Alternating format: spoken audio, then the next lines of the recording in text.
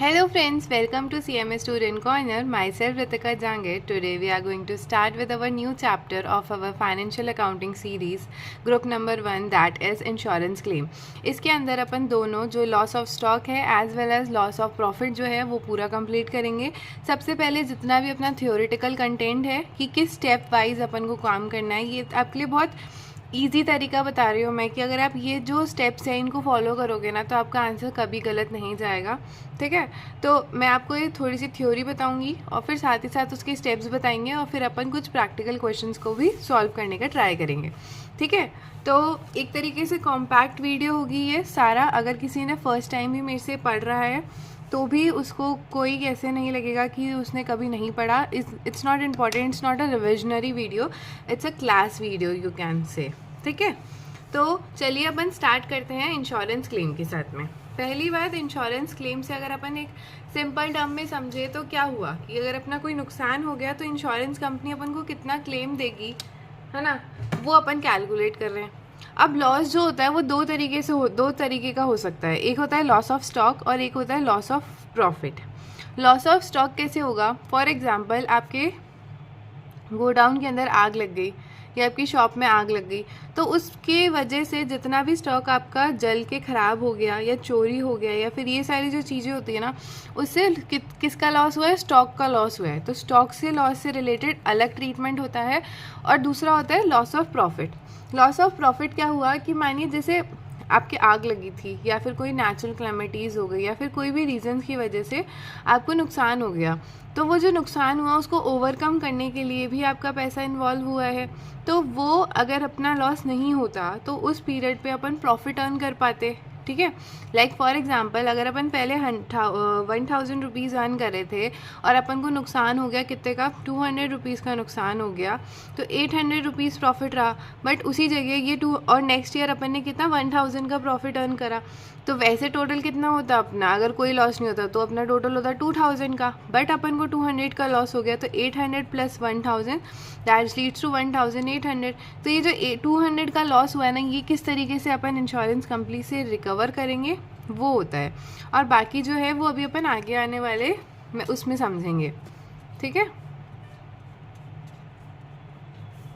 देखिए सबसे पहले अपन पढ़ते हैं लॉस ऑफ स्टॉक पॉलिसी. ठीक है, लॉस ऑफ स्टॉक पॉलिसी भी कह सकते हैं या फिर loss of stock insurance policy भी कह सकते हैं इसको. If an insurance policy for the loss of stock has been taken by a business firm, then the insurance claim is payable by the insurance company in case of loss of stock due to accidental firm. ठीक है, जो payment आता है वो insurance company देती है अपन को इंश्योरेंस क्लेम का. ये इजी था, इसमें कुछ ऐसा नहीं था. अब अपन देखते हैं कि अपन इसके जो क्वेश्चंस होते हैं उनको सॉल्व कैसे करेंगे, मतलब कितने स्टेप्स और कौन कौन से स्टेप्स कैसे अपन सॉल्व करेंगे. ठीक है, तो अपन सीखते हैं क्लेम में be calculated using following steps. ठीक है, कैसे? सबसे पहला स्टेप आता है कि सबसे पहले आप अपना जीपी रेट कैलकुलेट करिए. जीपी रेट कैसे करेंगे? जीपी रेट कैलकुलेट होएगा calculate gross profit rate of last year और average gross profit rate of 3 या 4 years if all the data of trading account are given. ठीक है, ट्रेडिंग अकाउंट बना के अपन को रखा, या तो अपन को डिटेल्स दे रखी होगी, ठीक है, तो वो ले लो, या फिर आपको ग्रॉस प्रॉफिट दे रखा होगा. तो ये कैसे निकलता है? जीपी रेट का फॉर्मूला अपन सबको पता है, gross profit divide by net sales into 100. जो भी आपका उस ईयर का ग्रॉस प्रॉफिट है उसको डिवाइड कर देंगे नेट सेल्स से, इनटू कर देंगे 100 से, तो अपन को जीपी रेट मिल जाएगी. अगर अपन को ग्रॉस प्रॉफिट नहीं पता तो अपन क्या करेंगे, जो भी अपन को टोटल ग्रॉस प्रॉफिट है अपना लास्ट 2 से 3 साल का वो लेंगे और डिवाइड कर देंगे किससे? नंबर ऑफ ईयर से. लाइक फॉर एग्जाम्पल 4 ईयर्स का अपन को जीपी रेट दे रखी है, उसको प्लस करा और डिवाइड कर देंगे किससे? 4 से. ठीक है, तो अपना ग्रॉस प्रॉफिट रेट निकल गई. ठीक है, अभी के लिए अगर आपको कहीं पे भी थोड़ा सा भी डाउट आ रहा हो तो एक बार बस आप मेरी सुन लीजिए, फिर जब अपन क्वेश्चन सॉल्व करेंगे ना तब आपको ये प्रॉब्लम नहीं आएगी. ठीक है, चलिए फिर एक सेकेंड. फिर उसके बाद में सेकेंड स्टेप क्या है अपना? सेकेंड स्टेप है अपन को प्रिपेयर करना है मेमोरेंडम ट्रेडिंग अकाउंट और करंट ईयर ऑफ फायर. जिस ईयर आग लगी है उस ईयर का अपन को ट्रेडिंग अकाउंट बनाना है जिसको अपन मेमोरेंडम ट्रेडिंग अकाउंट बोलते हैं. ठीक है। टू कैलकुलेट किस लिए, closing stock as a balancing figure, जो अपनी क्लोजिंग स्टॉक होगी उसको अपन as a balancing figure find out करेंगे on the date of fire तक, मतलब जिससे अपना करंट ईयर बिगिन हुआ है तब से लेके जिस दिन आग लगी है तब तक का अपन को एक ट्रेडिंग अकाउंट बनाना है, जिससे अपन क्लोजिंग स्टॉक पता कर सकें। थर्ड स्टेप क्या होता है, कैलकुलेट करना है loss of stock. Loss of stock कैसे निकलता है, जो भी अपनी value of stock on the date of fire आती है ना, ये जो थी loss of stock on the date of fire, मतलब इसके अंदर जो अपना क्लोजिंग बैलेंस निकलेगा ना, वो उसमें से माइनस कर देंगे क्या, सैल्वेज वैल्यू। अगर सैल्वेज वैल्यू तब माइनस करते हैं जब इंश्योरेंस कंपनी ने सामान जो है वो आपको दे दिया। अगर इंश्योरेंस कंपनी सामान अपने साथ में लेके चली गई, जो जला हुआ बचा कुचा जो भी सामान होता है, तो उस केस में माइनस नहीं करा जाएगा, ठीक है। तो बेसिकली अजम्पशन यही मान के चलते हैं कि इंश्योरेंस कंपनी ने आपको सामान दे दिया, आपका जो रिमेनिंग सामान था, तो जो भी अपना value on the date of fire आता है, क्लोजिंग बैलेंस जो अपन ने इसमें कैलकुलेट करा है मेमोरेंडम ट्रेडिंग अकाउंट से, उसमें से माइनस कर देते हैं जो भी सैल्वेज वैल्यू है, और अपने पास में लॉस ऑफ स्टॉक निकल जाता है, ठीक है। फिर उसके बाद में आता है अपना स्टेप नंबर 4। स्टेप नंबर 4 क्या है, अपन को कैलकुलेट करना है amount of claim. Amount of claim कैसे निकलेगा, अब देखो इसके अंदर एक कॉन्सेप्ट आता है, that is average clause. Average clause क्या होता है, देखिए, if average clause is not applicable then, सबसे पहले सॉरी अपन एवरेज क्लॉज पढ़ते हैं। एवरेज क्लॉज क्या होता है ये पढ़िए पहले। Average clause is applicable if the following 2 condition satisfy. अगर ये 2 कंडीशन सेटिस्फाई हो जाती है तो उस केस में एवरेज क्लॉज लगता है क्वेश्चन में। The amount of policy is less than the value of stock on the date of fire. जो आपका stock on the date of fire है, आपकी जो पॉलिसी वैल्यू है वो कम है उससे। लाइक फॉर एग्जांपल आपका नुकसान हुआ है 1 लाख रुपीज़ का, बट आपकी पॉलिसी जो है वो 60,000 रुपीज़ को ही सपोर्ट करती है, तो उस केस में एवरेज क्लॉज एप्लीकेबल होगा, ठीक है। If there are some salvage goods, या फिर है ना कोई सैल्वेज गुड्स है तो उस केस में लग जाता है। और अगर पर्टिकुलरली क्वेश्चन भी बोल देता है ना कि अपन को एवरेज क्लॉज के बेसिस पे रख के करना है, तो भी अपन करते हैं, ठीक है। अब क्या है ये एवरेज क्लॉज, देखिए, अगर if average clause is not applicable then the amount of claim will be lower of the loss of stock और amount of policy. Like for example average clause नहीं है, जो अपनी पॉलिसी अमाउंट है वो valid है। लाइक फॉर एग्जांपल अपना policy थी 1 लाख रुपए की, अपना जो लॉस हुआ है वो है 60,000 रुपीज़ का, तो इस केस में लोअर क्या होगा, अब 60,000 का ही लेंगे ना, इंश्योरेंस कंपनी आपको 1 लाख का क्यों देगी, आपका जब नुकसान 60 का हुआ है तो आपको 60 प्रोवाइड करेगी, ठीक है। तो इस तरीके से आ जाएगा। If average clause is applicable then the amount can be claim by will be, ठीक है। अब फॉर एग्जांपल इसके अंदर रिवर्स ले लो, आपका नुकसान जो है वो 1 लाख रुपीज़ का हुआ है लेकिन पॉलिसी 60 है, तो एवरेज क्लॉज एप्लीकेबल है। तो उस केस में कैसे निकालेंगे amount of policy, amount of policy कितनी थी अपनी, that is for 60,000 rupees, loss of stock कितना हुआ है 1 लाख रुपीज़ का, और डिवाइड कर देंगे stock on the date of fire, मतलब जो अपने क्लोजिंग मेमोरेंडम से निकाला ना क्लोजिंग स्टॉक, वो वाला लिख देंगे, ठीक है। क्योंकि अब इसमें और इसमें अगर आप मुझसे डिफरेंस पूछो तो लॉस ऑफ स्टॉक के अंदर सैल्वेज वैल्यू माइनस हुई भी होती है क्लोजिंग बैलेंस में से, बट इसमें नहीं होता। इस तरीके से अपना जो अमाउंट ऑफ क्लेम है वो निकल के आ जाता है। अब एक बार रीड करिए इसको, समझ गए। चलिए अब अपन कुछ इंपॉर्टेंट पॉइंट्स पढ़ते हैं जिनको अपन को ध्यान में रखना है, ठीक है। मानिए देखिए, if goods withdraw for personal use, अगर अपन गुड्स विड्रॉ कर लेते हैं पर्सनल यूज़ के लिए तो उसको क्या कहते हैं, ड्राइंग्स कहते हैं। Goods given in donation and charity, तो उसको क्या कहते हैं, goods distributed as a free sample, ठीक है। Then all these should be deducted from the purchase less purchase return. ये अगर अपन ने करी, ड्राइंग्स करी है या गुड्स डिस्ट्रीब्यूट कर दिए या फिर फ्री सैम्पल्स अपन ने प्रोवाइड करे, तो जो भी परचेजेस होती है, परचेजेस में से परचेज रिटर्न तो माइनस करेंगे, साथ ही साथ ये जो खर्चे होते हैं इनको भी माइनस करके लिखते हैं, ठीक है। क्योंकि अब जैसे अगर आप मुझसे रीज़न पूछो कि ऐसा क्यों, तो मानिए जैसे अगर आपकी परचेजेस जो है वो दिखा रही है 1 लाख रुपीज़ की परचेजेस है, ठीक है। परचेज रिटर्न कितने का हुआ है, 10,000 रुपीज़ का परचेज रिटर्न हुआ है, तो आपकी वैल्यू कितनी दिखाएगी 90,000 रुपीज़। तो 90,000 रुपीज़ के अंदर अगर आप इंश्योरेंस, अब आपका सामान जला, ठीक है, तो जला उस टाइम पे आपने इंश्योरेंस कंपनी से क्या बोला कि मुझे 90,000 रुपीज़ चाहिए, बट हकीकत में क्या हुआ, मान लीजिए आपने हकीकत में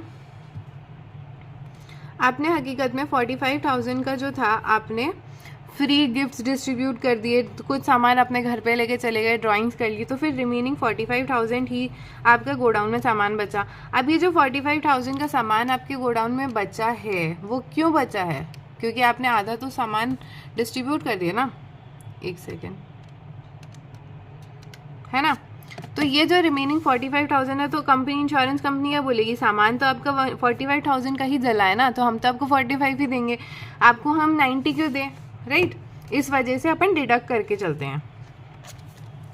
next up we have goods send on consignment or sent to branch or sent to joint venture. आपने गुड्स जो है कंसाइनमेंट में भेज दिया, या फिर ब्रांच में सेंड भेज दिए, या फिर जॉइंट वेंचर के वहाँ पे भेज दिए, then should be credited in trading and memorandum account. ठीक है, उसको अपन क्रेडिट कर देंगे अपने जो ट्रेडिंग एंड मेमोरेंडम अकाउंट होता है। ठीक है, नेक्स्ट अब we have these entries are passed at cost. ये जो अब नेक्स्ट एंट्रीज में बता रही हूँ, ये सारी एट कॉस्ट ही पास होएगी, इसके अलावा और किसी सेंस में नहीं होगी। ठीक है, देखिए, if goods send on approval, अगर गुड्स जो है अप्रूवल पे भेजे जा रहे हैं और return basis, then the goods on which approval is receive, जो अप्रूवल रिसीव हो गया, should be included in sales at selling price. जिन पे अप्रूवल रिसीव हुआ है तो उसमें अंदर इंक्लूड होगी वो sales at selling price, obvious है। But the goods on which approval yet not receive, जो जिन पे गुड्स पे अपन को अप्रूवल नहीं मिला, तो वो उस पर तो सेलिंग प्राइस होगी नहीं ना, sorry, the goods on which approval yet not received and also the time period is not expired should be excluded from the sale।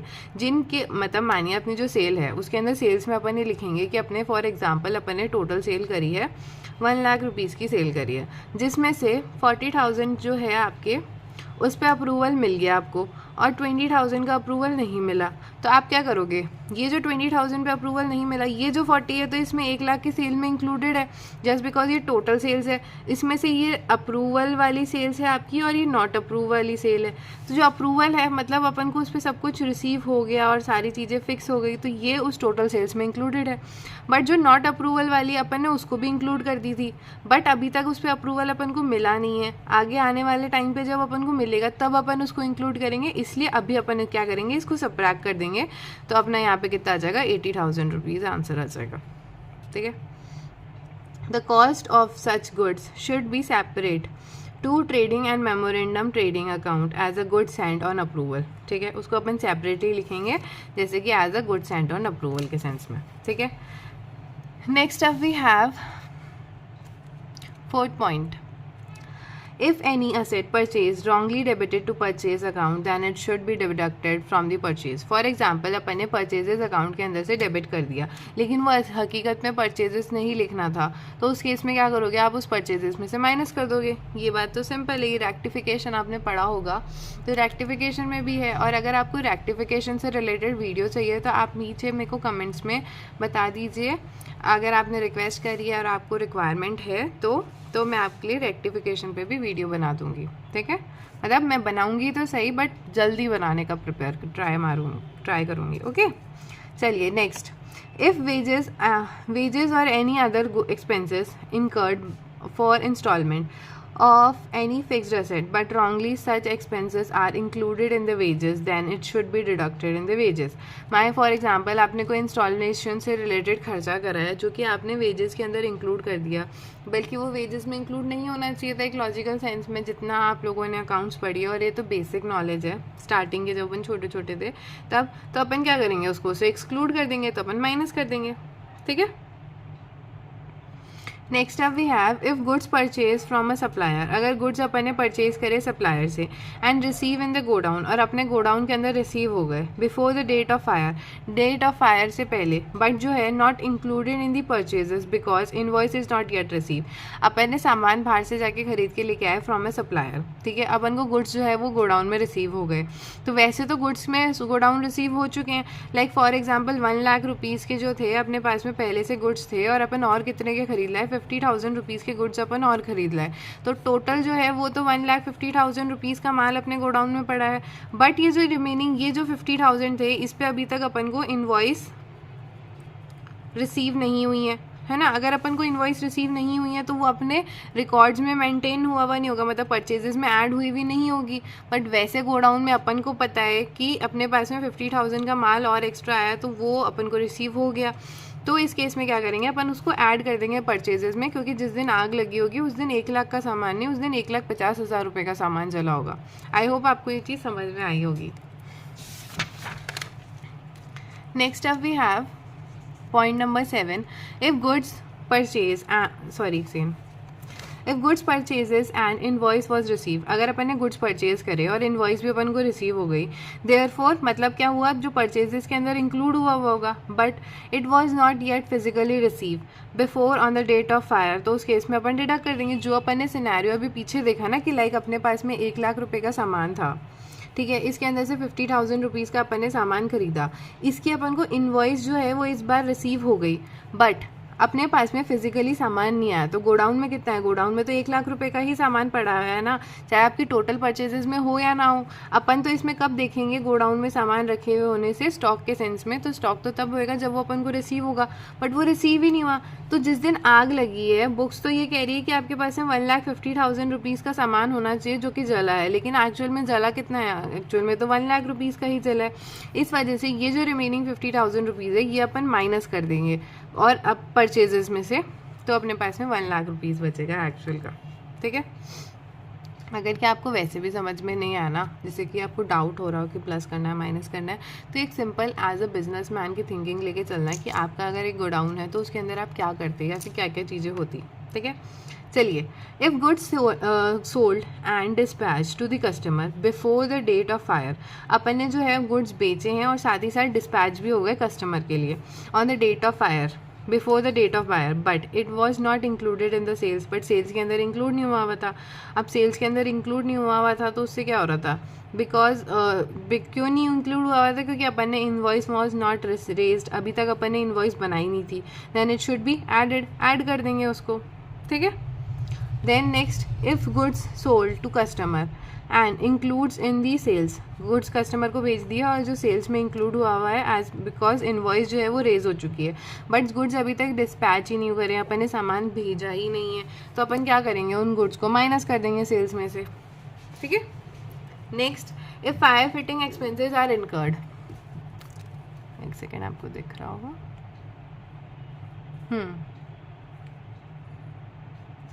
यहाँ से, ए फायर फिटिंग एक्सपेंसेस जो है वो इनकर्ड हुए हैं बाय द बिजनेसमैन ने insure person, then such fire fitting expenses should be included in loss of stock, क्योंकि वो एक्सपेंसेस भी तो अपने लगे हैं फायर फिटिंग से रिलेटेड, तो इसलिए अपन उसको इंक्लूड करेंगे लॉस ऑफ स्टॉक के अंदर जब अपन अमाउंट ऑफ क्लेम निकालेंगे ना उस टाइम पे। Then if salvage goods were handed over, मानिए आपने जो सैल्वेज गुड्स है वो हैंड ओवर कर दिए टू द इंश्योरेंस पर्सन, तो उस केस में वैल्यू ऑफ स्टॉक में से माइनस कर देंगे to find out this loss of stock. ये मैंने आपको भी बताया था, जब अपन value of loss of stock जब अपन निकालते हैं तो जो भी अपनी क्लोजिंग स्टॉक वाली वैल्यू होती है, जो अपन मेमोरेंडम ट्रेडिंग अकाउंट बनाते हैं, उसमें से सैल्वेज वैल्यू माइनस कर देंगे। कब माइनस करेंगे, जब अपन को जो सैल्वेज गुड्स है वो हैंड ओवर कर दिए गए हैं इंश्योर पर्सन को, ठीक है। But if salvage goods were handed over to the insurance company should not be deducted, मतलब कि जो इंश्योर पर्सन है, जो उसका इंश्योरेंस ली है, उसको सामान नहीं मिला, इंश्योरेंस कंपनी साथ में लेके चली गई सैल्वेज गुड्स को, तो उस केस में अपन माइनस नहीं करेंगे to find out the loss of stock. और अगर है ना केस साइलेंट है तो मैंने आपको क्या कहा था, केस 1 ही मान के चलना है हमेशा, ठीक है। Now last point is, if opening and closing stock of current year और लास्ट ईयर वर वैल्यूड, अगर अपना ओपनिंग स्टॉक जो है करंट ईयर का और लास्ट ईयर का वैल्यू कर रखा है एट बिलो कॉस्ट, अगर बिलो कॉस्ट है और अबव द कॉस्ट कर रखा है, then the calculation of loss of stock claim original opening और closing stock should be taken into consideration in trading account and memorandum trading account. अगर आपका जो ओपनिंग स्टॉक या क्लोजिंग स्टॉक जो है या तो लोअर दिखा रखा है बिलो कॉस्ट या फिर अबव दिखा रखा है कॉस्ट से, तो उस केस के अंदर अपन उनको नहीं मानेंगे, अपन जो ओरिजिनल कॉस्ट होगी उसके बेसिस पे ही अपन कैलकुलेट करेंगे, ठीक है। तो इससे रिलेट करते हुए अपन चलो एक लॉस ऑफ फायर से एक क्वेश्चन सॉल्व करते हैं। देखिए, शॉर्ट क्वेश्चन है, अ फायर एक अकर हुई है, ठीक है, in a premises of on 15th August 2021 को, where a large part of stock was destroyed. Salvage goods was 15,000 rupees. Gives you the following information दी है for the period January 1st 2021 to August 15. मतलब आग कब लगी है अपनी, 15 अगस्त को लगी है. तो अपन किस टाइम का अपन को दे रखा है, 1 जनवरी से लेके 15 अगस्त तक. That leads to 7.5 months. ठीक है. परचेजेस दे रखी है, सेल्स दे रखी है, मैन्युफैक्चरिंग एक्सपेंस है, goods costing of 5,000 were taken by assign for the personal use. Drawings है अपनी. जो कॉस्ट ऑफ प्राइस है ऑन 1 जनवरी वो दे रखी है, ओपनिंग स्टॉक दे रखा है 40,000 रुपीज़ का. Over the past year gives you the selling goods at gross profit. GP margin दे रखा है, जीपी रेट दे रखी है अपन को कितनी, 33.1/3 ऑन कॉस्ट. ये ऑन कॉस्ट है, बट अपन जब करंट ईयर का जीपी रेशो निकालेंगे तो ऑन सेल्स अपन को निकालना पड़ेगा. ठीक है. ऑन सेल्स कैसे निकालते हैं, अगर 33 है डिवाइड कर देंगे उसको 133 से, तो जो आएगा दैट लीड्स टू 25%. तो वो 25% हो जाएगा अपना ऑन सेल्स. या फिर ये याद रख सकते हो 33.33% जो होता है अगर वो कॉस्ट पे है तो सेल्स पे कितना होगा, वो सेल्स पे होगा 25%. Okay. The insurance policy was 50,000 rupees की इंश्योरेंस पॉलिसी है. If it insured an average clause. ठीक है. कैलकुलेट करना है अपन को इंश्योरेंस कंपनी का. ठीक है. क्लेम. देखिए सबसे पहला स्टेप क्या था, जीपी रेट कैलकुलेट करना है. जीपी रेट अपन को क्वेश्चन में गिवन है 33.33. 1/3 को अपन 33.33 भी कहते हैं. ठीक है. तो 33.33% ऑन कॉस्ट दे रखा है, तो ऑन सेल्स क्या होगा, 33 ऊपर आएगा divided by 133 equals to 25% on sale आ गया. फिर उसके बाद में सेकेंड स्टेप क्या था, मेमोरेंडम ट्रेडिंग अकाउंट बनाना है. उसके लिए अपने को ओपनिंग स्टॉक गिवन है दैट लीड्स टू 40,000 रुपीज़ का. परचेजेस अपन को गिवन है 85,000 की, बट अपन को ये भी कहा है कि 5,000 का जो सामान है वो एज अ ड्राइंग लेके गया है वो, तो 5,000 इसमें से माइनस कर देंगे यहाँ पे. ठीक है. तो ये अपना 80,000 आ गया. मैन्युफैक्चरिंग एक्सपेंसेस दे रखे हैं, सेल्स अपन को दे रखे हैं 90,000 की, और क्लोजिंग स्टॉक जो है वो अपन को नहीं पता. अब जीपी सेल्स कैसे निकालेंगे, जीपी अपन ने ग्रॉस प्रॉफिट कैसे निकलेगा, अपन ने यहाँ पे अभी निकाला 25% ऑन सेल्स, तो 90,000 का 25% करेंगे दैट लीड्स टू 22,500. तो ये आ गया. और ये जो बैलेंसिंग फिगर होगी वो क्लोजिंग स्टॉक आ गई. अब अपन क्या करेंगे, लॉस ऑफ स्टॉक निकालेंगे. लॉस ऑफ स्टॉक कैसे निकलेगा, ये जो मेमोरेंडम का क्लोजिंग स्टॉक है इसमें से सैलवेज वैल्यू माइनस कर देंगे. सैलवेज कितनी है, 15,000 रुपीज़ की है. तो अपन ने क्या करा, 62,500 में से 15,000 माइनस करा, तो लॉस ऑफ स्टॉक आ गया अपने पास में 47,500 का. अब अपन को अमाउंट ऑफ क्लेम निकालना है. अमाउंट ऑफ क्लेम कैसे निकलता है, जितने की पॉलिसी है इनटू कर देंगे जितना भी लॉस ऑफ स्टॉक है, और डिवाइड कर देंगे जो भी क्लोजिंग स्टॉक था जो अपने मेमोरेंडम अकाउंट से अपन ने बनाया है. मेमोरेंडम अकाउंट में पीरियड जो होता है वो अपने स्टार्टिंग से लेके जब तक आग लगी होती है तब तक का होता है. That leads to 62,500. तो अपना कितना आ गया, 38,000 रुपीज़ का अमाउंट ऑफ क्लेम आ गया. ठीक है. चलिए अब नेक्स्ट क्वेश्चन सॉल्व करते हैं.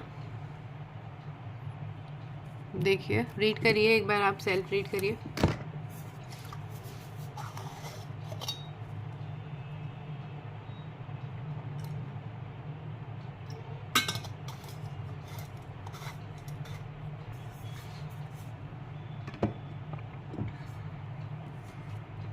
चलिए, आई होप आपने पढ़ लिया हो, नहीं पढ़ा हो तो कोई बात नहीं, अपन साथ में पढ़ते हैं. ठीक है. A fire occurs on 15 December 2021 in the premises of risky company limited. ठीक है. From the following figure calculate करना है amount of claim to be lodged with the insurance company for loss of stock के लिए. ठीक है. Stock on the date of stock on 1 April 2021 कितना है, दैट इज़ 30,000. मतलब अपने को ओपनिंग स्टॉक दे रखा है कि 30,000 का अपना ओपनिंग स्टॉक है. परचेजेस दे रखी है आपको 1 अप्रैल टू 15 दिसंबर जब तक आग लगी है तब तक की, दैट इज़ 88,000 रुपीज़ की. Sale from 1 April to 15 December, starting of the year से लेके आपका जब तक आग लगी है तब तक की सेल आपको दे रखी है 1,05,000 रुपीज़ की. और क्या कहा है, एवरेज ग्रॉस प्रॉफिट रेट जो है अपनी वो 40% है during the last 5 years. Last 5 year से 40% रही है, तो ग्रॉस प्रॉफिट अपना कितना हो गया, जीपी रेट कितनी निकली वो भी अपन देखते हैं, है ना. नेक्स्ट क्या है, during the current year cost of purchase has raise by 10%। During the year क्या हुआ, जो कॉस्ट ऑफ परचेज है वो अपनी इंक्रीज कर गई है किससे, 10% से। अबव लास्ट ईयर लेवल, जो लास्ट ईयर था वो 100 पे था और अब कितना हो गया है, वो 110 हो चुका है। Selling price was gone up by 5%। Selling price जो थी पहले 100 थी, अब ये मानिए 5% और इंक्रीज हो गई तो 105 हो चुकी है। Salvage value of stock after fire जो दे रखा है अपन को 2000 का है। Face value of the policy कितनी, पॉलिसी अमाउंट है 50,000 रुपीज़ की। And subject to average clause, अब इसमें क्वेश्चन में ही बोल दिया ना सब्जेक्ट टू एवरेज क्लॉज, तो अपन एवरेज क्लॉज को अप्लाई करेंगे, ठीक है। चलिए अब अपन इस चीज़ का सॉल्यूशन देखते हैं, ठीक है। देखिए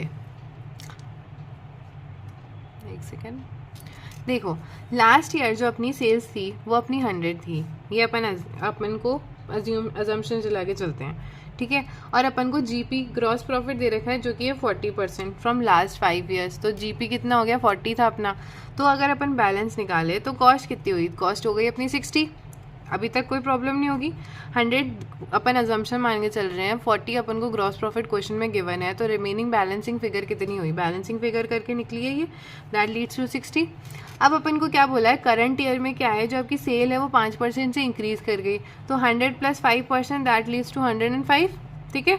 और अपन को क्या कहा है, जो कॉस्ट है आपकी वो 10% से इंक्रीज कर गई है, ठीक है। परचेज जो कॉस्ट थी अपनी वो इंक्रीज कर गई, तो परचेज क्या कॉस्ट हो गई एक सेंस में, तो कॉस्ट जो है इंक्रीज कर गई 10%, तो 60 + 10% that leads to 66।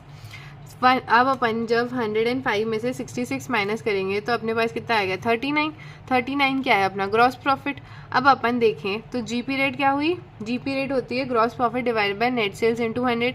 Gross profit कितना है 39 डिवाइड बाय नेट सेल्स कितनी है 105 into 100 that leads to 37.14285।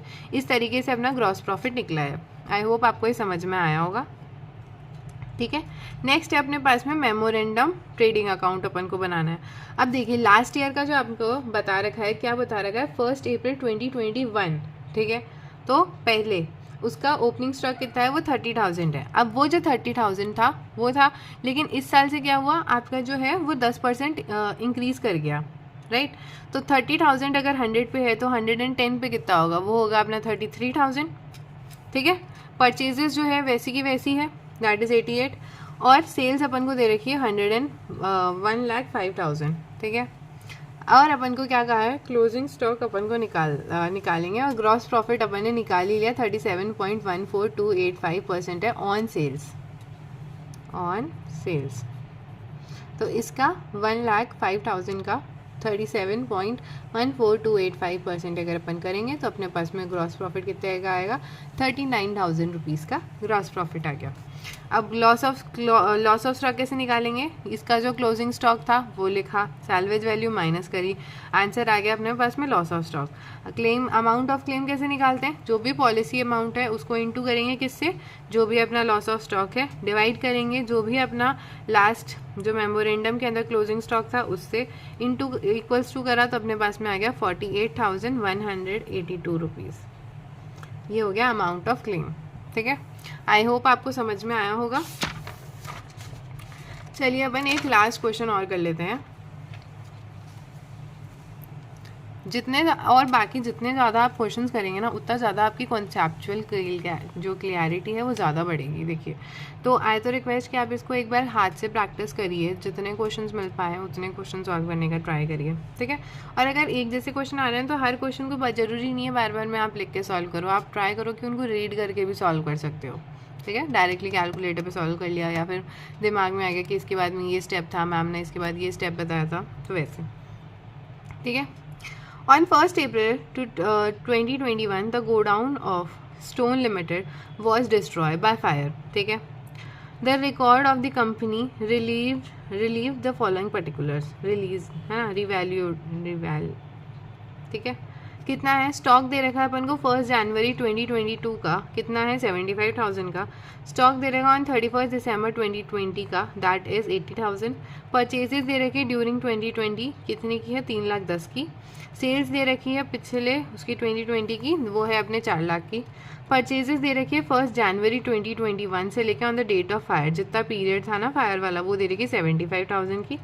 Cell दे रखी है on 1 January 2021 from the date of fire, जितना हुआ है दैट इज़ 1 लाख रुपीज़ की। और क्या कहा है, in valuing closing stock of 2020 5,000 was write off, 5,000 जो है राइट ऑफ हो गए, हुज कॉस्ट वॉज 4,800, 4,800 के अंदर से अपने जो वो है वो राइट ऑफ हो गए। मतलब क्या करेंगे अपन, मतलब देखिए जो क्लोजिंग स्टॉक है वैल्यू का वो 5,000 है, ठीक है, उसमें से वॉज राइट ऑफ हो चुके हैं एंड होल कॉस्ट वॉज 4,800। तो 4,800 जो है वो अपन किस में से माइनस करेंगे, वो अपने जो परचेजेस में से है उसमें से माइनस कर देंगे। A part of this stock was sold in 2021 at a loss of ₹400 का लॉस हो गया, right. On the original cost was कितने की है 2,400। The reminder of the stock now establish the original cost. Salvage value अपन को दे रखी है 5,000 की। फेस वैल्यू ऑफ पॉलिसी कितने की है, वो है 80,000 की। और एवरेज अंडर एवरेज क्लॉज है वो the godown and the stock there by were fully insure कर रखे हैं। अपन को क्या क्या करना है, अपन को कैलकुलेट करना है gross profit rate for the last year, loss of stock अपन को कैलकुलेट करना है, और अपन को क्या करना है क्लेम निकालना है अंडर एवरेज क्लॉज, ठीक है। इजी क्वेश्चन है, बट आपको पढ़ने में से लग रहा होगा कि मैम इतनी सारी इन्फॉर्मेशन, अभी तक तो अपन बहुत छोटे छोटे कर रहे थे, तो देखो अब बड़े बड़े क्वेश्चन भी तो आएंगे ना, राइट। चलो ये भी बहुत ईजी है। सबसे पहले क्या करा, ग्रॉस प्रॉफिट। फर्स्ट स्टेप क्या है, ग्रॉस प्रॉफिट। ग्रॉस प्रॉफिट कैसे निकलेगा अपना, gross profit divide by net sales. Gross profit कितना है इस साल का, प्रॉफिट कितना है 1 lakh rupees divided by net sales. ये 1 लाख रुपीज़ कहाँ से निकला है, अब वो अपन देखते हैं, ठीक है। देखिए अपन ने ट्रेडिंग अकाउंट बनाया 2020 का, लास्ट ईयर वाला। अपन ने ओपनिंग स्टॉक लिखा, परचेजेस में से 4,800 माइनस कर दिया, तो अपने पास में आ गई परचेजेस। सेल्स अपन ने लिख दी 4 लाख रुपए की, और अपने क्लोजिंग स्टॉक लिख दिया, ठीक है। ये सारी इन्फॉर्मेशन अपन को गिवन थी, ठीक है। और अपन को क्या कहा है, क्लोजिंग स्टॉक में 200 रुपीज़ ऐड हो जाएंगे, ठीक है। तो इससे क्या हुआ, अपना जो बैलेंसिंग फिगर है वो 1 लाख रुपीज़ का आ गया। तो ये जो gross profit divide by net sales into 100 करा, दैट लीड्स टू 25%। तो फर्स्ट का आंसर आ गया अपने पास में 25%, ठीक है। नेक्स्ट अपन को मेमोरेंडम ट्रेडिंग अकाउंट बनाना है। मेमोरेंडम ट्रेडिंग अकाउंट कैसे बनेगा, ओपनिंग स्टॉक लिखेंगे। ओपनिंग स्टॉक अपन को नया वाला दे रखा है 80,200 का,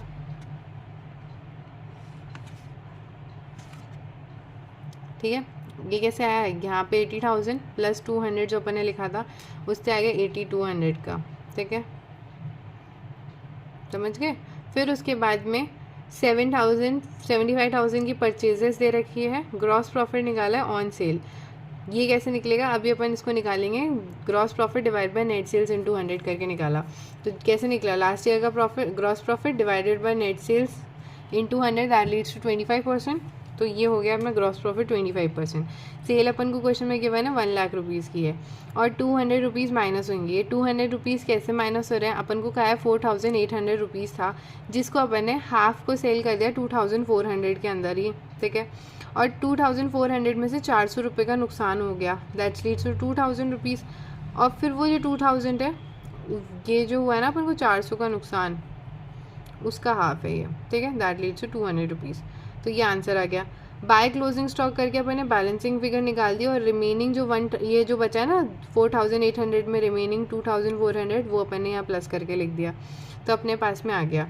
अब अगर अपन लॉस ऑफ स्टॉक निकालें, तो लॉस ऑफ स्टॉक कैसे निकलेगा, जो भी अपना क्लोजिंग स्टॉक था on the date of fire, ठीक है, वो लिखा। फिर उसके अंदर माइनस कर देंगे salvage value, that leads to 5,000 rupees, तो आंसर आ गया।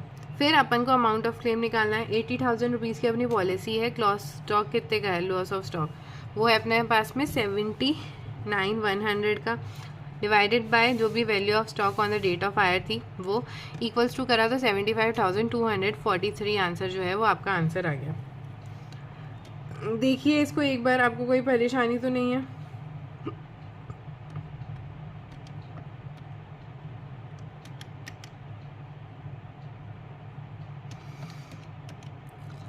ठीक है,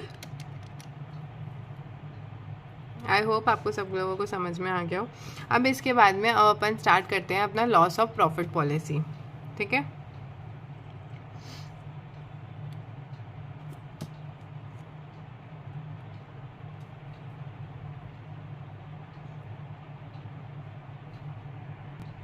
देखिए अब अपन स्टार्ट करते हैं अपना लॉस ऑफ स्टॉक पॉलिसी, जिसको अपन कॉन्सिक्वेंशियल लॉस पॉलिसी भी बोलते हैं। ठीक है, लॉस ऑफ प्रॉफिट पॉलिसी क्या होता है तो देखते हैं। Loss of profit policy includes 3 type of claim, 3 type के क्लेम जो होते हैं उसको इंक्लूड करता है लॉस ऑफ प्रॉफिट। ठीक है, कौन कौन सा है? सबसे पहला है claim of loss of net profit due to reduction of cell.